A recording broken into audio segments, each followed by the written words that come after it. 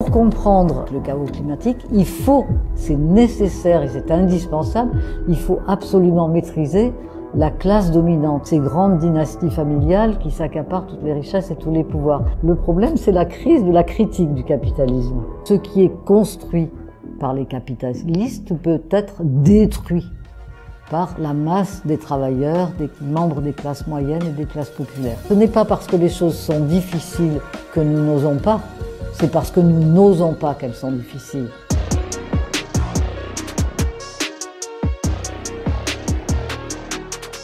Bienvenue à vous sur Limite. Si vous avez cliqué, c'est que vous savez sur qui ça va taper.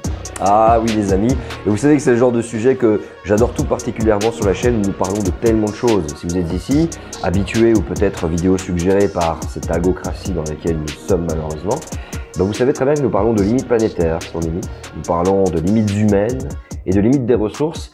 Et on essaie de vous donner à travers des chercheurs, des experts, des personnes qui ont la tête dans le guidon, les meilleures connaissances et la meilleure compréhension du monde pour pouvoir faire à la fois vos choix politiques, à la fois vous occuper de vos proches, de vous-même, et à la fois essayer d'anticiper des choses et des aléas de ce monde qui est en transformation sans tomber dans les méandres des fausses informations ou alors de c'est la faute d'un tel, c'est la faute d'un tel. Non, on essaie de vous apporter une vision systémique des choses. Mon nom c'est Vince, likez, commentez, abonnez-vous. On a le Discord également qui est disponible et si cette émission existe, eh ben c'est grâce à vous. Vous êtes littéralement les sponsors puisque ce sont vos dons qui nous permettent de continuer. Donc le lien en description aussi, Tipeee, PayPal.me, toute aide est la bienvenue, quelles que soient vos capacités. Vraiment, c'est super important pour mener à bien cette sorte de, je dirais, révolution dans un monde qui fonce droit vers les flammes de l'enfer, mais avec plein de solutions, et c'est ça qui est bien, c'est qu'on les aborde aussi.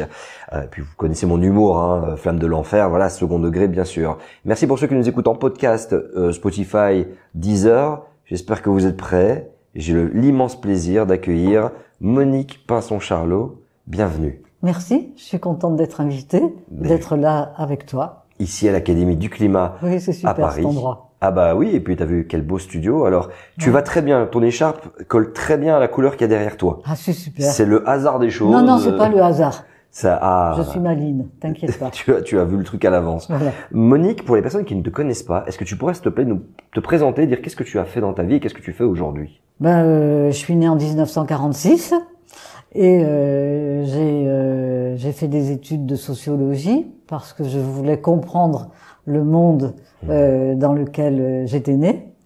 Et comme la sociologie est une science dont le but est de dévoiler ce qui est caché, alors évidemment, avec mon sale caractère, c'était tout de suite les grands bourgeois, les capitalistes, les gens les plus riches qui m'ont intéressée et qui ont intéressé de la même façon mon cher Marie Michel qui est mort il y a 2 ans, mais avec lequel j'ai partagé pendant 40 ans une vie professionnelle où nous avons travaillé ensemble, tous les deux. On a publié une 30aine de livres sur l'oligarchie, sur les familles qui détiennent les titres de propriété de génération en génération, qui construisent des dynasties familiales afin, on va y revenir, mais afin que l'argent ne ruisselle jamais vers les classes moyennes et les classes populaires.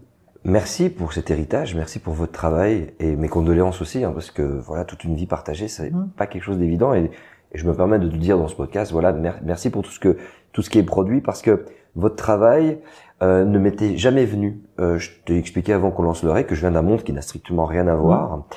Je viens d'un monde qui estimait que si on était riche et millionnaire et milliardaire, c'est qu'on l'avait mérité.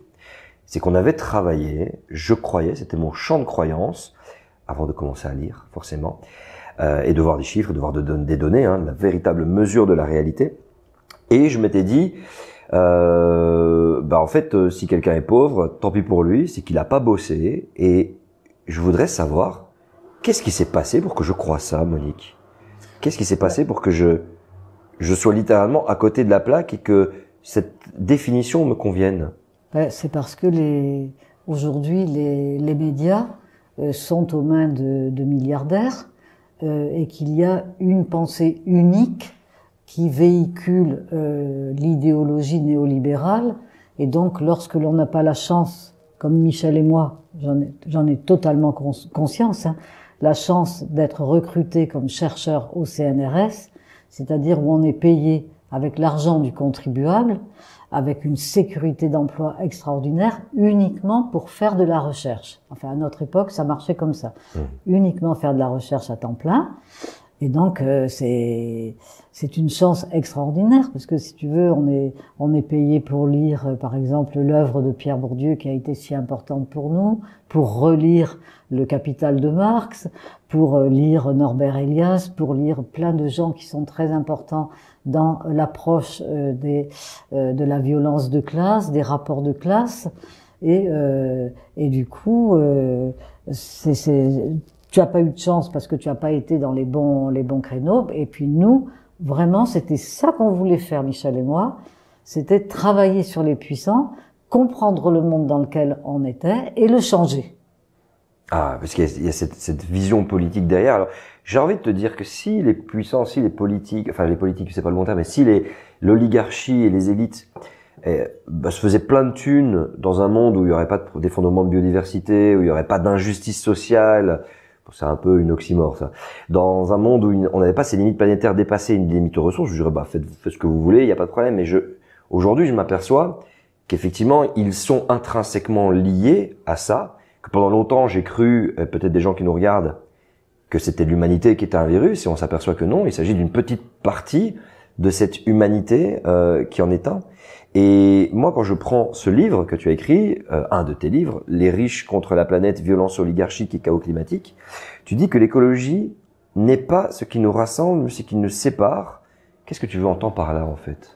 C'est-à-dire que le chaos climatique, dont l'origine ne s'explique que par le système capitaliste, que par le fait que, avec ce système-là, les détenteurs des titres de propriété, qui sont propriétaires des usines, qui sont propriétaires aujourd'hui des médias, des cliniques, aujourd'hui, tout est financiarisé.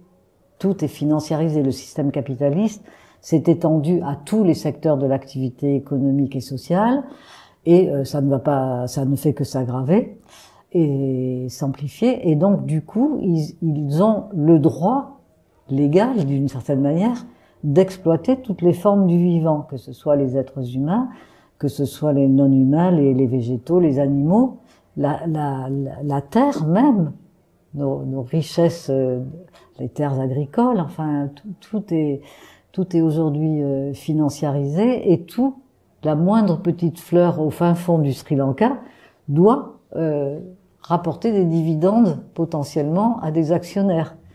Donc, c'est basé uniquement sur un système politico-économique qui est basé sur la prédation des différentes formes du vivant. Et donc, c'est là, à l'heure où nous avons ce rendez-vous historique avec l'habitabilité de la planète qui est menacée, eh bien, nous devons, et c'est pourquoi j'ai écrit ce livre, montrer exactement qui sont les responsables, à quel niveau. Alors, le deuxième chapitre en fait, j'ai pas fait des chapitres, hein, je suis pas arrivée à faire un plan, parce que pour que vous compreniez très bien, enfin, je te tutoie, mais là, je m'adresse à tes auditeurs et auditrices. En fait, c'était impossible de faire un travail. Alors, donc, avec Michel, on a publié une trentaine de livres, toujours qui portaient sur la classe des dominants, sur la classe des capitalistes, sur les grandes dynasties familiales qui, de quartier de bourgeoisie en quartier de noblesse, empêchent tout ruissellement vers les autres classes sociales. Hein, ça, je l'ai déjà dit, mais c'est très important de comprendre que c'est sur le temps long des siècles, hein, le temps long des siècles, le moment présent et sur l'avenir. Ils sont toujours dans ce temps long, alors que nous, on est là toujours dans des temps courts. On pense, zut, et ça, je vais pas pouvoir payer ça, et le gosse qui travaille pas bien à l'école, et il va falloir déménager, et puis il y a le voisin qui fait du bruit. Enfin, je veux dire, on est sans arrêt en train voilà. Tandis que ils sont toujours dans des situations, disons, confortables, et ils sont très mobilisés. Ils forment véritablement une classe sociale au sens marxiste du terme, avec la théorie de l'exploitation de la force de travail grâce au système capitaliste, que nous, on a enchevêtré avec le système théorique de Pierre Bourdieu de la domination, notamment ce concept magnifique de la violence symbolique, de la domination symbolique, qui fait que, exactement ce que tu as décrit pour toi, ce qui t'est arrivé dans ta vie, ben, tu sois incapable de penser la réalité de la violence de classe, la réalité de pourquoi y a-t-il sur la planète des pays aussi pauvres qu'il y a je sais pas les chiffres exactement, enfin il y a beaucoup de gens qui meurent de faim, qui en tout cas qui ont beaucoup de difficultés à survivre, et puis d'autres qui engrangent des millions, des milliards. Il n'y a jamais eu autant de milliardaires sur la Terre qu'aujourd'hui. Lucie, qui est une des plus vieilles découvertes hominidées de 2 millions d'années, effectivement, si elle gagnait un salaire normal jusqu'à aujourd'hui, elle n'arriverait pas à la fortune de Bernard Arnault. Ça en dit long sur cet écart qui dépasse l'entendement. Et puis merci d'avoir souligné quelque chose d'important. Il est compliqué de se projeter à partir du moment où on a potentiellement les huissiers qui toquent à la porte et où on a aussi cette réalité des factures et qu'il faut courir et qu'il y a vraiment un gap dans comment vivent certaines classes et d'autres. Et puis, je veux même aller plus loin quand tu parles de cet aspect de domination, c'est que il y a tellement une aliénation à ce système que je me rends compte qu'à l'époque, moi-même, je le défendais. Je défendais les riches. C'est-à-dire qu'au-delà du fait de pas me rendre compte, je défendais des milliardaires alors que eux se foutaient bien de mon existence, etc. C'est-à-dire que j'étais même prêt à limite me prendre une balle pour eux parce que ils mettaient en avant un schéma de croyance et ça nous ramène à cette vision que c'est possible potentiellement pour tout le monde, c'est ce qu'ils font croire, que tout le monde peut devenir millionnaire, milliardaire à force de travailler. On a tendance à oublier que entre millions et milliards, il y a quand même fois 1000, hein, c'est vraiment un monde de différence aussi. Mais tu vois cette vision du ruissellement, on remplit un verre, c'est une image assez répandue, et dès que ce verre se remplit bien, donc le milliardaire est riche, très très millionnaire, très riche, hop, ça y est, ça ruisselle et ça remplit plein d'autres verres qui remplissent plein d'autres verres. Et en fait, on m'a toujours vendu cette image-là, et là tu me dis bien qu'il n'y a pas de ruissellement. Non. C'est un mythe? Ben, c'est pas un mythe, c'est une classe sociale qui est mobilisée avec ce système capitaliste pour précisément que les titres de propriété ne se généralise pas à tout le monde. Et puis même, ça n'aurait pas de sens. Hein. On va pas tous devenir des capitalistes parce que sinon, ça serait une vraie guerre. Tandis que là, c'est une guerre de classe que mènent les plus riches sur la planète. Et c'est une phrase de Warren Buffett en 2005. Et contre les populations les plus pauvres. Et c'est nous, les riches, dit Warren Buffett, qui sommes en train de la gagner. Et donc cette phrase qu'on a découvert en 2005 sur CNN, on s'est dit avec Michel, ben maintenant on voit qu'ils ont vraiment un projet, leur classe c'est pas un projet parce que en fait cette classe sociale elle fonctionne, c'est une orchestration sans chef d'orchestre, c'est-à-dire que chaque individu de cette classe est véritablement fabriqué, éduqué. Son corps est construit pour être toujours bien droit, le front dégagé, être élégant avec des matières naturelles qui vont mettre en valeur des corps sveltes, bien droits. Hein, parce que, si tu veux, ils ont cette force dans la mobilisation de leur classe, ils ont cette force dans la conscience de leur classe, que leur richesse n'est due qu'à un arbitraire total, puisque c'est basé uniquement sur un système économique et politique qui fait que les titres de propriété peuvent permettre d'exploiter, autrefois c'était l'esclavage, le colonialisme, voilà, le capitalisme, c'est toujours la même logique, hein, peuvent permettre, la continuité, oui. Voilà, la continuité, peuvent permettre d'exploiter toutes les formes du vivant, de mettre à mal, comme on le voit aujourd'hui, l'habitabilité de la planète, et cet arbitraire total, ils sont mobilisés, ce sont des géants au pied d'argile qui ont parfaitement conscience que c'est un arbitraire total, et ils sont mobilisés pour avoir toujours des longueurs d'avance pour que nous, on soit toujours piégés, quoi. On n'arrive pas à suivre. On n'arrive pas à suivre. Et donc c'est une classe sociale qui est véritablement solidaire, malgré une hétérogénéité dans les différences de richesse absolument extraordinaire. Chaque individu est formé à défendre les intérêts de sa classe, et puis après, comment la conscience s'organise, comment leur mobilisation s'organise, avec plein de coordination, plein d'institutions. Pierre Bourdieu parlait de social institué, plein de cercles, de Davos, de Bilderberg, de trilatéral, plein de les rallyes. Enfin, c'est absolument dingue le nombre d'associations, de think tanks, de lobbying tout ce social institué qui est créé afin de véritablement assurer la captation des richesses à leur seul profit et faire en sorte que eux se sentent en droit de faire cela, tout en ayant conscience de l'arbitraire de tout ça. C'est incroyable. Donc en fait, c'est une culture qui est instaurée. Ouais. Donc, comment faire en sorte de maintenir ton hégémonie? Créer la culture de la normalité et la diffuser. Donc tu parlais des milliardaires qui disposent depuis très longtemps, hein, ça remonte pas à Rupert Murdoch avec Fox News, plein d'autres, de véhiculer un narratif qui convient à cette idéologie capitaliste et néolibérale aujourd'hui, dans laquelle on est tous un peu en train de courir. Je veux dire, l'ostentation, le système, les biens matériels, on est tous en train de courir un peu tous derrière ça, et c'est justement ça où je me rends compte que c'est comme s'il y avait une promesse de prospérité basée sur des biens matériels, sur du statut social, qui m'a été vendue très tôt, parce que moi j'ai essayé de comprendre à quelle étape de ma vie je suis rentré là-dedans. C'est horrible, c'est à travers le rap, qui est une musique hip-hop américaine, à la base contestataire, mais dont les artistes qui étaient dedans véhiculaient un jour j'aurai la grosse montre, un jour moi aussi j'aurai ce que je n'ai pas eu parce que je viens du ghetto, plutôt que. Et il y a des rappeurs qui ont, alors de nouveau, il y a des rappeurs qui ont une vision très différente. Nipsey Hussle, Tupac Shakur, qui sont un peu tous décédés. Pas de théorie du complot dans cette émission. Il y en a qui avaient des contre-discours, mais que globalement c'était, il faut la grosse montre, il faut les dollars, et que moi j'étais bercé par ça très jeune, en courant derrière, et je vois des gens issus de mon milieu socio-économique, avec qui j'ai des grosses disputes. Parce que leur conception c'est, get rich or die trying, quoi. Faut choper l'argent, quitte à en mourir, et que c'est vraiment l'objectif. Et ça en est dingue parce que j'ai l'impression qu'on est lobotomisé par ce fonctionnement de cette classe dominante qui parvient à rendre cela acceptable. Et c'est là que je veux t'amener, c'est qu'aujourd'hui, on a l'impression que le capitalisme c'est un peu zombifié. La dette, elle a explosé depuis les années 80. Il n'y avait pas vraiment de dette avant.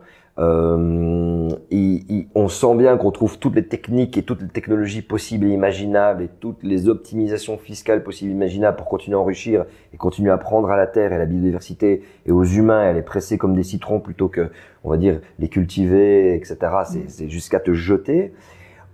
Et qu'aujourd'hui, le capitalisme s'est zombifié et que justement, j'ai l'impression qu'il refuse sa mort. Il refuse de se dire que ça ne tient pas et qu'on rentre là dans une ère de lutte où beaucoup de violence pourrait advenir et où est déjà en cours. Je voulais un peu avoir ton avis là-dessus. Est-ce qu'on va revenir à une fascisation du système politique pour protéger les intérêts des petits 1% de la population mondiale? Oui, c'est exactement ce qu'on est en train de vivre. On voit bien qu'il y a une montée de l'autoritarisme à un moment où précisément, comme je l'ai déjà dit plusieurs fois depuis qu'on s'est rencontrés, que vraiment on est à un rendez-vous historique sur l'avenir de l'habitabilité pour tous sur la planète. Et donc, il faut avoir conscience de cela et du coup essayer c'est ce que j'ai fait dans ce livre, j'ai essayé de construire 30 petites pièces d'un puzzle qui sont toutes construites de la même façon. Je prends un exemple précis, chaque fois, la A69, Total Energy en Ouganda, des exemples très divers. Xavier Niel et Hectare, oui. Voilà, Total Energy encore sur le territoire de Polytechnique, puis plein d'autres exemples. Mais surtout, dès les premiers chapitres, j'alerte dès les premières petites notices, j'alerte les lecteurs sur le problème de la propagande, de la pensée unique, de l'idéologie néolibérale qui fonctionne de la manière suivante. Quand on s'adresse à nous de façon substantialiste, c'est-à-dire que on nous présente le réel toujours découpé en tranches de saucisson, sans jamais nous présenter le saucisson dans son entièreté. Hein. Alors, on nous présente, par exemple, par rapport au dérèglement climatique, oh, il y a eu des inondations épouvantables, là, c'est des feux géants, là, c'est la température des océans, là, c'est la décongélation du pergélisol, la fonte des glaciers, la montée des températures, bref. Et jamais on met en relation tous ces éléments qui s'enchevêtrent dans ce que j'ai appelé le chaos climatique. Alors ça, mettons, voilà, j'avais cette espèce de fait social total, disons, dans ma main droite. Fait social total, c'est un concept de Marcel Mauss, et qui veut dire que, justement, nous, scientifiques, on revendique la pensée relationnelle.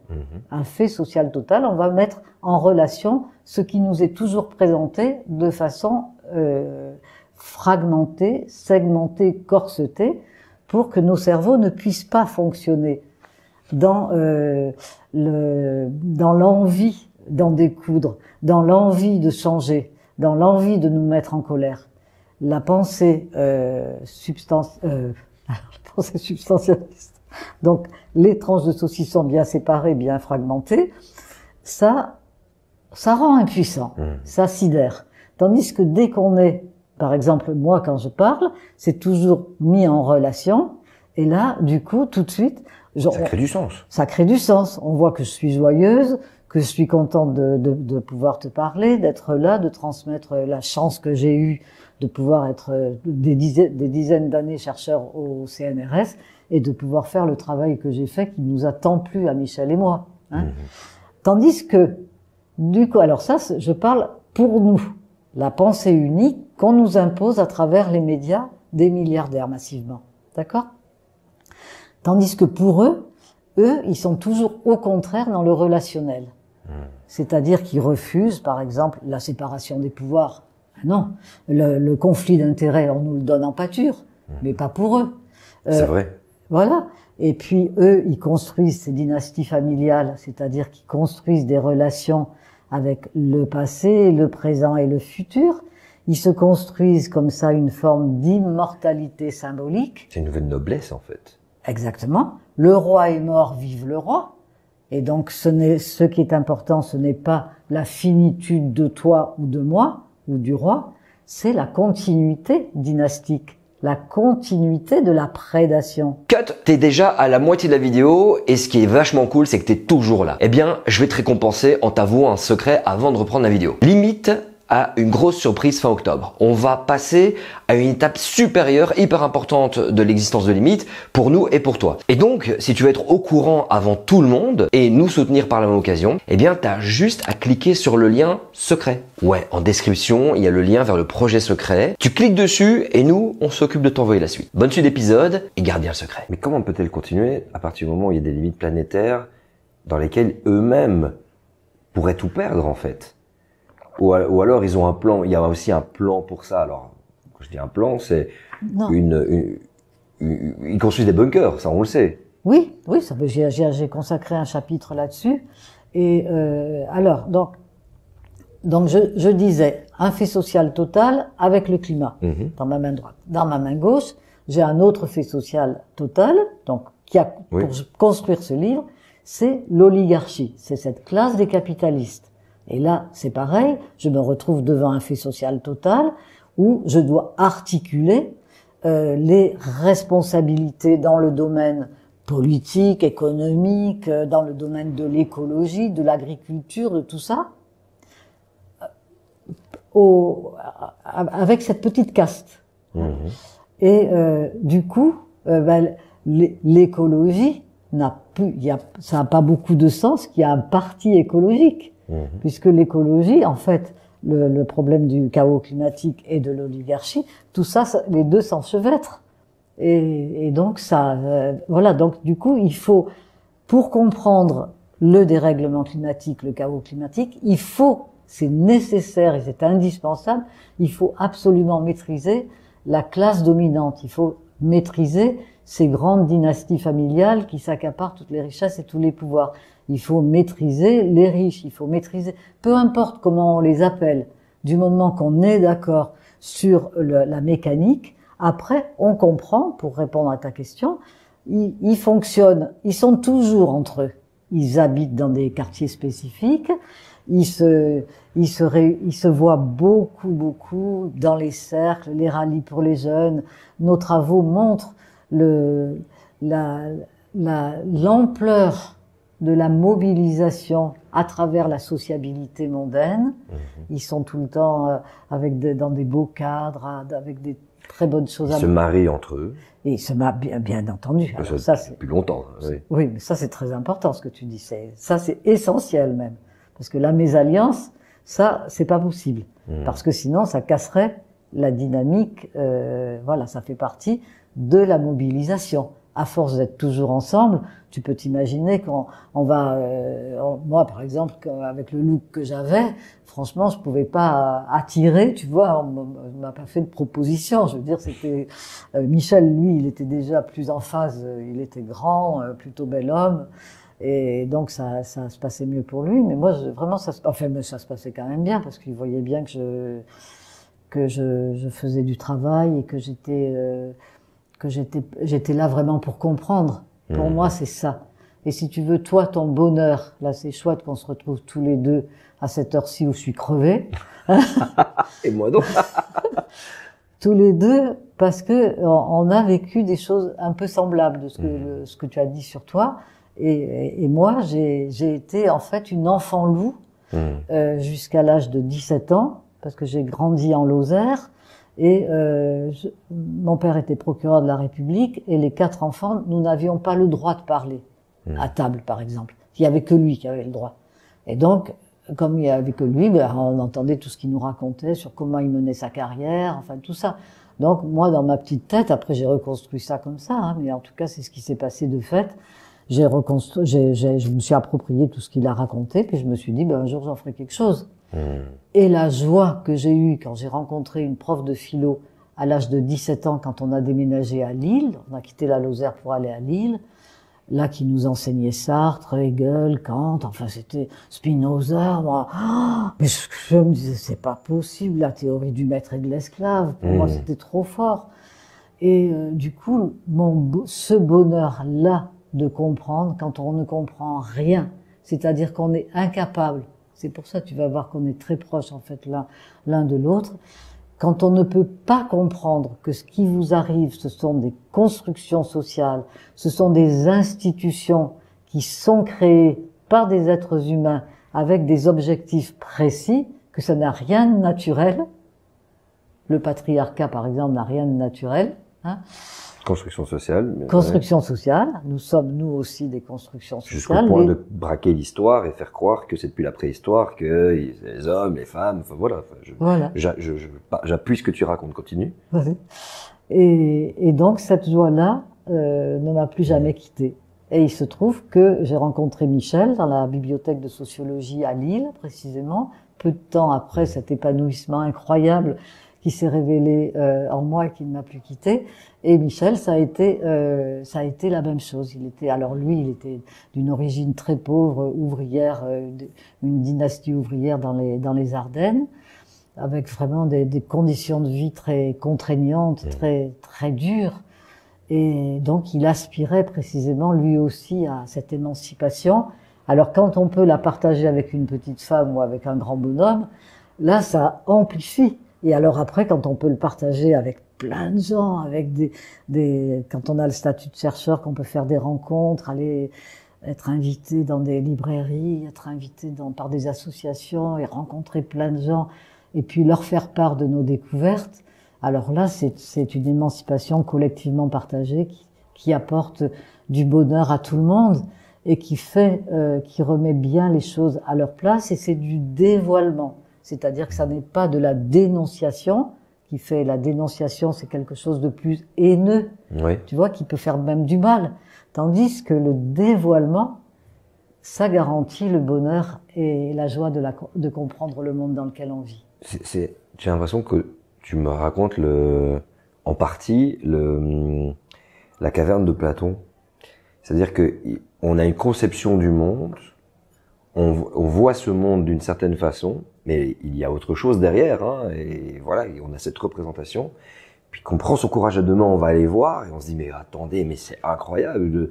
Et quand tu reviens et que tu annonces aux autres qui sont dans la caverne, c'est un peu bon vécu, je te dis, non mais attendez, la méritocratie, attendez, le fait qu'on peut tous devenir millionnaires, milliardaires, qu'il suffit de bosser, qu'il y a suffisamment que la technologie va nous sauver, et que tu viens de dire, tu deviens l'ennemi à abattre, tu deviens l'homme à abattre, c'est ça en mode, non, non, non, ne casse pas notre représentation du monde. Et donc, tes livres, notre travail aussi, c'est un travail de longue haleine, parce que ça fait longtemps que tu écris, de pouvoir répéter pour éveiller les horizons par rapport à cette classe dominante qui littéralement met à genoux le monde entier et est très mortifère pour un avenir commun.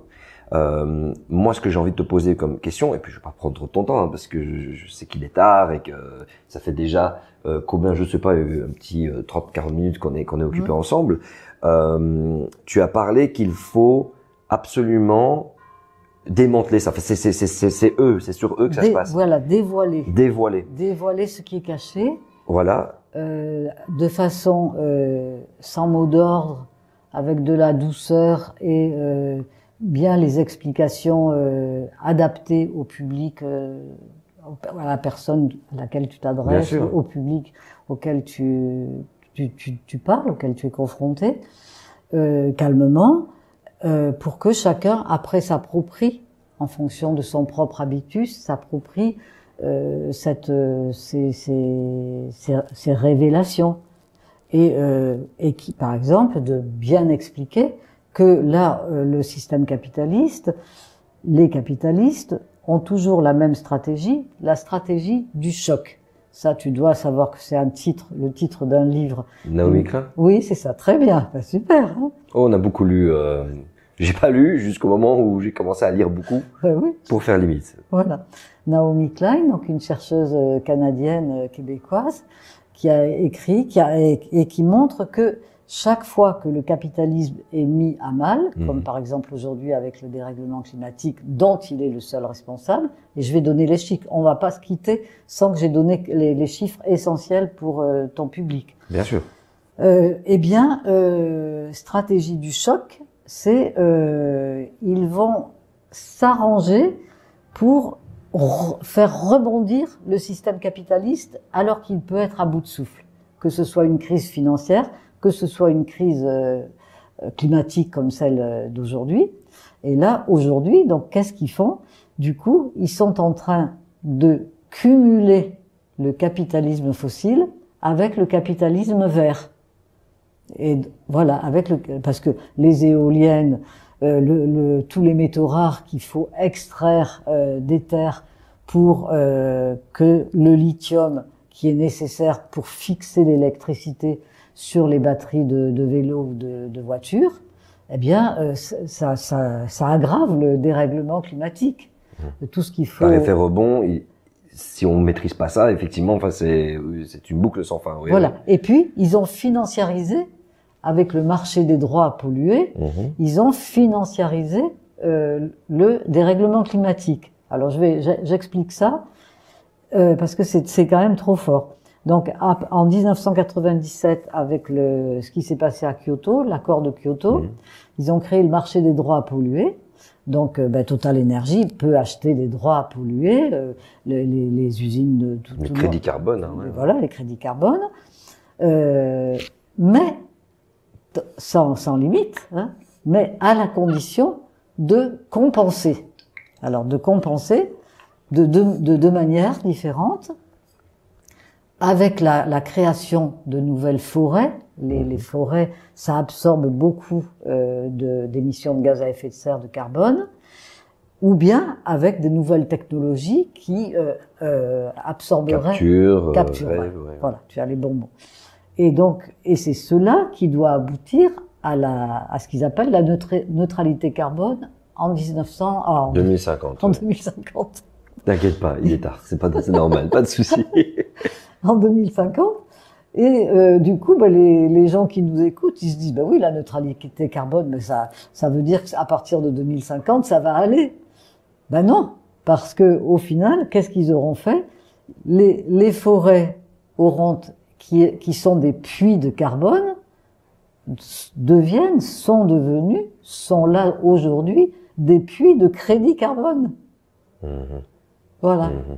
Et donc, ça montre la financiarisation y compris du climat, la financiarisation accélérée des prédations sur les végétaux, sur les tourbières, les forêts, Et tout ça pour le maintien d'une dynastie, d'une oligarchie qui refuse par tous les moyens d'abandonner ses privilèges. Excusez-moi, mais ce qu'on raconte là, j'ai l'impression que c'est on est dans l'ordre de la suprématie eugénique, eugéniste quoi. Enfin, quand tu sais, le mariage entre eux, les mêmes personnes, les mêmes catégories de gens qui viennent des mêmes milieux socio-économiques, la même couleur de peau, si je peux me permettre. J'ai l'impression que, excuse-moi, mais j'ai l'impression que ce sont des humains eugénistes. Bon, on a vu Elon Musk, etc., qui ont une prédation mais effroyable. Je me trompe peut-être dans mon analyse, hein, mais je voulais un peu avoir ton feedback là-dessus, quoi. Ben, c'est-à-dire que non, c'est pas des individus, c'est une classe sociale vraiment mobilisée, solidaire, dans une forme de communisme de luxe et de pouvoir. Voilà. Et alors le problème, alors que je traite dans ce livre pour la première fois, et alors nous, qu'est-ce qu'on fait? Qu'est-ce qu'on fait? C'est-à-dire qu'on est toujours en train de gueuler contre eux, on est fâché, on se mobilise, nous aussi. Mais voilà, alors j'emprunte à un sociologue qui s'appelle Luc Boltanski et Eve Cappiello dans un livre, Le nouvel esprit du capitalisme, la formule suivante. Le problème n'est pas la crise de la critique, la crise du capitalisme. Le problème, c'est la crise de la critique du capitalisme. Pourquoi? Ce n'est pas parce que les choses sont difficiles que nous n'osons pas, c'est parce que nous n'osons pas qu'elles sont difficiles. Ça, c'est une maxime de Sénèque qui est trop forte. Et donc, j'ai essayé, avec ce livre, de travailler à la fois sur la psychothérapie individuelle des individus. Est-ce que c'est cohérent quand on se dit avec des valeurs de partage, d'humanité, d'altérité, quand on se réclame de la gauche? Est-ce que c'est normal de faire toute sa carrière en politique? Pour moi, ça n'est pas normal. La politique, c'est notre bien commun. Ça doit être partagé. Voilà, on doit être. Comment ça se fait qu'on accepte aussi facilement les dictates de cette classe des capitalistes, alors que c'est quand même nous qui faisons fonctionner l'économie réelle et c'est nous qui sommes les plus nombreux. Hein? Et puis, alors après, j'ai pour la première fois commencé à présenter, puis peut-être que je continuerai à travailler un peu là-dessus, la psychothérapie institutionnelle, c'est-à-dire, comme on l'a dit, puisque nous deux, on avait une enfance et une adolescence un peu identiques, enfin avec, on comprenait pas grand-chose à ce qui se passait, et puis on a eu la révélation à travers notre évolution personnelle, à travers la chance aussi de pouvoir faire des études, moi rentrer au CNRS, toi prendre conscience tout d'un coup, et donc comprendre que les constructions, ce qui est construit par les capitalistes peut être détruit par la masse des travailleurs, des membres des classes moyennes et des classes populaires. C'est nous qui sommes les plus nombreux, c'est nous qui faisons fonctionner l'économie réelle. Ce sont des géants au pied d'argile, leur privilège, ils le savent, est basé sur l'arbitraire absolu du capitalisme. Donc, franchement, il faut réfléchir ensemble à ce que l'on pourrait faire et que l'on ne fait pas. Parce que pour toi, les limites planétaires, effondrement en biodiversité, tout l'impact sur la planète Terre est dû au capitalocène plus qu'anthropocène. Voilà. Et donc ça peut être l'anthropocène rejette la responsabilité sur l'humain intrinsèquement destructeur de son environnement. Le capitalocène rejette alors la responsabilité sur une petite partie de l'humanité qui soutient ce système économique. Voilà, et les chiffres sont vraiment parlants, que ce soit des chiffres établis par Lucas Chancel ou par d'autres sources. Je donne tout ça est dans le livre, mais Hervé Kempf lui aussi aboutit au même résultat. Sont les suivants. Je prends les 50% de la population la plus pauvre de la planète. Hein. 4 milliards d'habitants. Voilà. Ils n'émettent par an et par personne qu'une tonne, 6 de carbone. 10% des émissions de gaz à effet de serre de l'humanité. Ça représente 12%, exactement. 12%. 12%. Enfin, tu as peut-être d'autres sources, mais enfin, on est toujours dans les... J'ai fait un calcul rapide, mais vas-y. On est toujours dans les mêmes ordres de grandeur. Mais tu es fort, hein, parce que moi, je suis pas capable, j'ai pas une calculette dans la tête. Bon, alors, tu me laisses avec mes petites hésitations. Donc, 50% de la population, c'est clair. 12,8% des émissions totales de gaz à effet de serre. Donc, on va dire honnêtement, 12% des responsabilités. Voilà. Hein, pour les 50% les plus pauvres de la planète. Hein. Après, je passe aux 40% des classes moyennes. Hein, alors là, c'est 6,6 tonnes par an et par personne, cela représente 40% des émissions de gaz à effet de serre. Et si je prends les 10% les plus riches, avec 31 tonnes par an et par personne... Je fais partie des 10%, moi. Plus ou moins, non, je vois. Ah ben j'en sais rien, moi. Écoute, non, je fais attention, j'ai fait mon calcul de bilan carbone, je suis à 6. Mais je viens de beaucoup plus.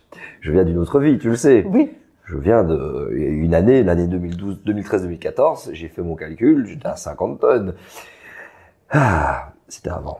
Continue, excuse-moi. Alors donc, c'est 50 tonnes, c'est beaucoup. Ah oui, non, j'ai pris beaucoup l'avion. Alors, ça représente 48,7% des émissions de gaz à effet de serre.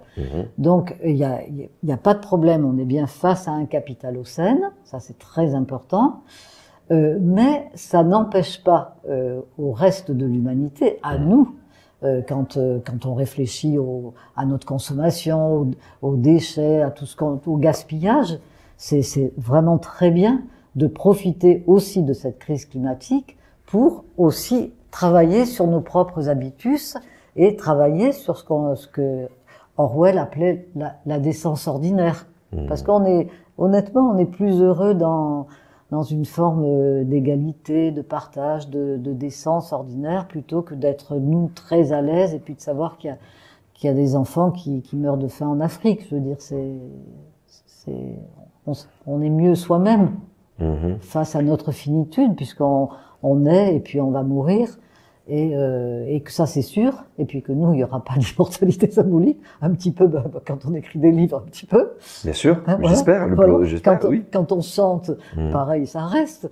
Mais voilà, tout le monde a aussi le droit à sa propre forme d'immortalité, précisément dans la joie du partage, dans la joie de l'altérité. L'immortalité, elle se construit aussi collectivement dans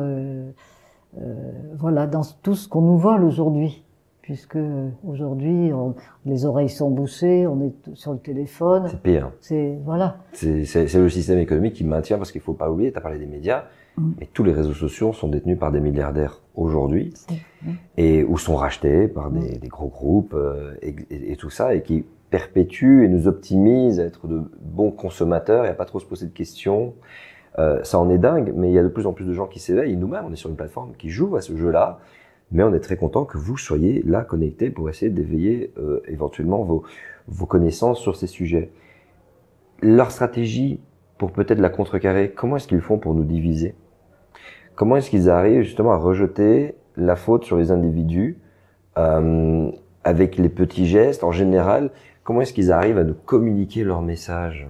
Alors, je veux dire les médias certes, mais comment se fait-il que moi ou n'importe quelle personne, quand il perd son boulot, va rejeter la responsabilité sur d'autres groupes proches de sa classe sociale? Parce qu'il n'a pas accès. Il n'a pas accès à ce que nous on a mis en évidence. Je veux dire, nous avec Michel, on a fait vraiment un travail ethnologique, anthropologique. Nous avons partagé véritablement beaucoup de temps avec ces familles dont je parle et dont tout le monde peut lire nos livres, puisqu'ils sont nombreux, ils sont divers, variés, puisque cette oligarchie, c'est ça qui est... Tu disais, mais comment c'est possible qu'on ne comprenne pas? Ben, c'est parce que elle détient tous les secteurs de l'activité économique et sociale, aujourd'hui, y compris au sommet de l'État français. C'est quand même un ancien associé gérant de la banque Rothschild qui est aujourd'hui président de la République, Emmanuel Macron. vous avez vu, chaque fois qu'on donne les statistiques, des déclarations à la haute autorité pour la transparence publique, de la vie publique. Le Premier ministre est très souvent un millionnaire. Beaucoup de ministres sont des millionnaires.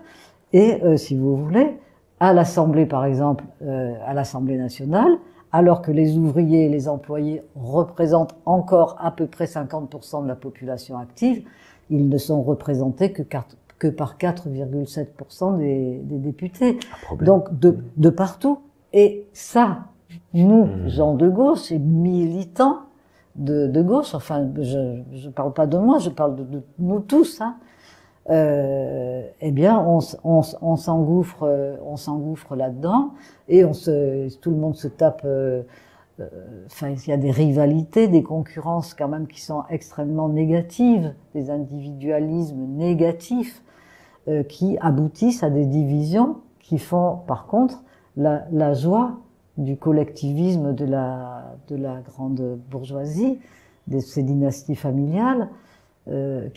Voilà, c'est ça qui est important aussi, de se remettre en question, nous, collectivement. Comment est-ce possible que face au rendez-vous historique devant lequel nous sommes, on continue, alors que il y a des choses qui se créent. Nous, on essaye aussi de créer de la coordination, de la coordination. On est chacun dans un parti communiste, la France Insoumise, un syndicat, la CGT, la CFDT, dans telle association, la Ligue des droits de l'homme. Il y a plein de formes de social instituées que nous avons créées au fil des décennies, des siècles. Hein. Mais c'est très rare qu'il y ait des structures de coordination afin que ça fonctionne, comme par exemple, ça aurait dû fonctionner avec la NUPES, l'intersyndicale au moment de la réforme des retraites, le nouveau Front populaire, ben, il y a même pas un an, voilà. Mais les mauvaises choses, enfin l'individualisme négatif, les incohérences sont toujours là. Donc la psychothérapie institutionnelle doit nous aider à réfléchir ensemble à notre responsabilité aussi, ne pas être toujours se sentir des victimes, mais à se dire osons. Retrouvons notre pouvoir politique, retrouvons notre pouvoir de la compréhension. C'est important parce que j'ai une couleur de peau et je constate effectivement de plus en plus des oppositions de groupe, du racisme qui monte, où les mots MAUX et les problèmes des quotidiens des gens et la peur et tout ça rejettent la responsabilité sur moi et ma couleur de peau, sur une religion, sur d'autres religions, sur des gens qui sont différents, bref, sur tout ce qui montre des traits de différence par rapport à certains groupes dominants. Mais le problème, c'est que ça se crée aussi dans l'autre sens. C'est-à-dire que forcément, vous les ouvriers blancs, racistes, en fait, il se passe quelque chose. On est là en train de se crêper le chignon. Il y a un événement qui se produit. Tu es en Angleterre et tu es noir, tu as une couleur de peau, tu te fais attaquer. En Belgique, je sais pas si tu as entendu, il y avait un match de foot, la finale d'une Coupe de Belgique entre deux clubs, un club bruxellois et un club de Bruges. Bruges, c'est en Flandre occidentale, pardon, où le Vlaams-Belang, l'extrême droite belge, a beaucoup percé. Et alors que ce match avait lieu dans le nord de Bruxelles, dans un quartier, une sorte de complexe avec le stade de foot national, eh ben, ils ont été à Molenbeek avec une forte concentration maghrébine. Ils sont rentrés dans les magasins, ils ont tout saccagé, ils ont agressé n'importe quelle personne voilée qui passait par là, des gens qui ont rien demandé en famille, ils ont agressé des gens en famille, les ont harcelés. Pendant qu'ils se rendaient au stade, des groupes d'extrême droite. Et ces gens-là sont des prolétaires. Et je trouve ça fou que l'oligarchie a réussi à faire croire que le problème était d'autres êtres humains, d'autres groupes. Tout comme ils jouent aussi sur le fait que du sentiment anti-français, en mode en fait, et oui, vraiment... alors attends, là je te coupe, parce que nous avons, il faut nous collectivement, il faut nous remettre en question aussi. Est-ce que nous avons été à la hauteur? Est-ce que nous avons été présents auprès de ces jeunes, auprès de... Non, c'était très abandonné pendant tout un... Oui. Voilà. Et donc on a c'est capital. Ce que je dis est capital parce que, franchement, par rapport à la gravité du chaos climatique, donc qui n'est basé que sur le système, dont les causes sont liées au système capitaliste, ça serait quand même fou que la planète soit vraiment mise à mal de façon, irréversible, quelque chose qui est déjà là. Hein. Je veux dire, on est alerté quand même avec les chiffres du GIEC, avec les chiffres de Météo France, qui nous dit que, par exemple, pour la France, en 2100, on sera en mode survie. On sera pas dans la vie, on sera en mode survie. Donc 2100, moi je serai plus là, bien sûr. Peut-être toi aussi, tu seras plus là, on ne sait pas. Mes enfants, ils seront. Mais tes enfants, ils seront. Hein, puis tous les beaux enfants qui vont venir, ils seront. Et donc, leur avenir est totalement amputé. Comment est-il possible que nous n'arrivions pas à nous mobiliser tous ensemble d'une façon agréable, d'une façon solidaire, d'une façon joyeuse, parce que tout combat est bon pour la santé. Et détruire ces récits, parce que souvent les récits qui viennent des oligarchies disent oui mais l'humain est comme ça. C'est l'humain il veut s'enrichir, l'humain il pense qu'à lui, l'humain est dans la compétition. Et ça ruisselle par contre ces idées-là. Et à part lire ton livre, à part s'abonner à la limite et partager cette vidéo, parce qu'on est là pour ça les amis. Quel autre mode d'action, en conclusion, monsieur, madame, tout le monde, les gens qui nous regardent, les jeunes, les moins jeunes, peuvent faire dès aujourd'hui? Eh ben, c'est un petit peu faire comme j'ai fait pour ce livre. C'est-à-dire, par exemple, vous habitez dans tel endroit, et puis il y a quelque chose qui se passe mal au niveau par exemple, de la protection des logements, hein, qui sont des passoires. Et donc, vous crevez, quand il fait chaud, vous crevez de chaud, quand il fait froid, vous crevez de froid. Eh bien, par exemple, se dire, tiens, je vais faire comme Monique, je vais prendre le problème que je vis, hein, et puis je vais essayer moi-même de faire de la vigilance oligarchique, hein, c'est mon expression, et puis je vais essayer de voir la responsabilité, tous ceux qui sont responsables, évidemment pas coupables, comme on dit, mais tous les responsables, tous ceux qui portent une responsabilité dans ce qui m'arrive, voilà. Et puis, si chacun se met à faire ça, ça va faire des têtes qui vont fonctionner. C'est pas difficile, parce que je donne, en toute franchise, la réalité de ma méthode de travail pour faire ce livre. Comme mon mari était gravement malade, je suis restée auprès de lui pendant plusieurs années, et je me disais, je vais lire beaucoup de choses sur le dérèglement climatique, et la presse, parce qu'on peut travailler avec la presse et des livres. Et donc là, il y a très peu d'entretiens. D'habitude, quand on est chercheur, on fait beaucoup d'entretiens, on apporte des matières originales. Hein. Donc là, il y en a très peu, 4 ou 5. Mais la matière originale que j'ai apportée, c'est un truc de méthode qui peut être appliqué par tout un chacun. Tout un chacun peut le faire. La méthode est là. Toutes les 30 pièces sont construites toutes de la même façon. Et puis, on travaille avec Internet, on pose des questions sur telle ou telle personne. Hop, on a la fiche Wikipédia. Et puis, on donne ses sources, évidemment. On donne toujours ses sources. Et puis, comme ça, on avance. Et ça permet à la tête de fonctionner. Où on va au cinéma, on va voir des films qui vont dans le sens de nos préoccupations. On participe à des manifestations, on participe à des conférences. Enfin, on peut multiplier comme ça les angles de curiosité. Et qu'est-ce que c'est bon? C'est vrai que c'est bon. C'est empouvoirant en plus. Ça donne j'allais dire l'illusion, non. Ça donne vraiment la sensation de passer à l'action. Mais il faut bien sûr continuer parce que j'ai peur que ça soit aussi compliqué par moments. Parce que les systèmes de sécurité, la technocratie, la technologie, que tout est fait pour nous lobotomiser. Parce que oui, c'est bien, mais moi je vais souvent parler dans des écoles des jeunes qui ont entre 15 et 18 ans et 19, 20. Et il y a un cheval de Troie, c'est le téléphone qu'ils ont dans la main. Et je suis pas contre le téléphone, je l'utilise très souvent. Mais TikTok, les réseaux sociaux est un véritable cheval de Troie, tueur de la pensée critique. Ouais. Et donc, ça va être une lutte complexe, mais qu'il faut continuer. Enfin, c'est déjà une lutte. Mais ça, je ne dis pas le contraire. Hein, j'ai pas dit que ça serait une partie de chatouille du tout, hein, du tout. Donc, du tout. Donc, si tu veux, voilà, moi, je vois que ce que j'ai fait avec Michel. Alors, j'ai bien situé les conditions très privilégiées. Hein.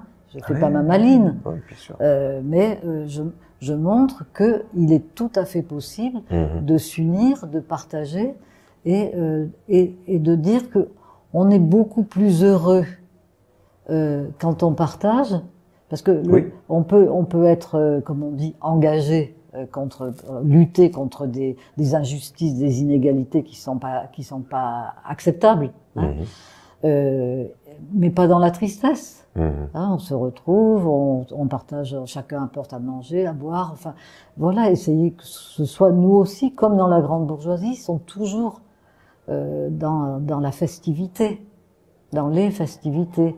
Et c'est comme ça qu'ils forment une classe sociale au sens marxiste du terme.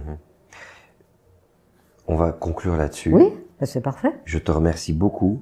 C'est drôle parce que tout ce que tu m'as raconté, tu m'as parlé de la festivité, je me suis dit quand, tu m'arrêtes si je me trompe, quand il y a eu la Révolution française et qu'il y a eu les barricades et que ça s'était lancé, ils faisaient vraiment la fête à Versailles, les oligarchies, les nobles. Il paraît qu'ils étaient en train de faire la fête parce qu'ils se sont dit jamais ça arrivera. Et qu'ils faisaient la fête pendant que c'était en train de Oh, ça je peux pas le dire. J'ai bien lu Norbert Elias, mais non, honnêtement je peux pas répondre à cette question. Mais en tout cas, je sais que la sociabilité mondaine, avec des fêtes, enfin je veux dire la sociabilité, ça dit bien, c'est le partage, est vraiment partie constituante de leur mobilisation.